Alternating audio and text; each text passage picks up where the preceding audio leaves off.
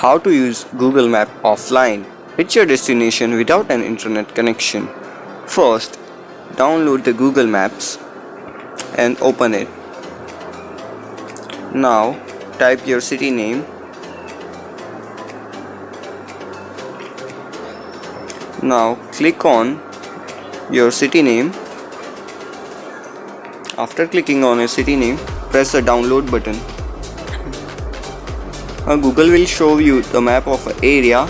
You can adjust it. So I'll start to download.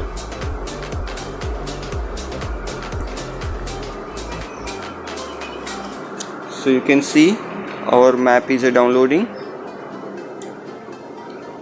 I pause video for some time. As you can see, our map is downloaded. Now I turn off the data.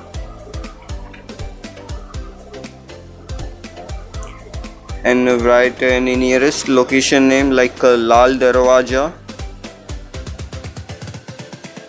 Okay. Now I click on the direction. As you can see, he is directing me when I am offline. So guys, if you like a video, hit the like button and subscribe our channel. Thank you.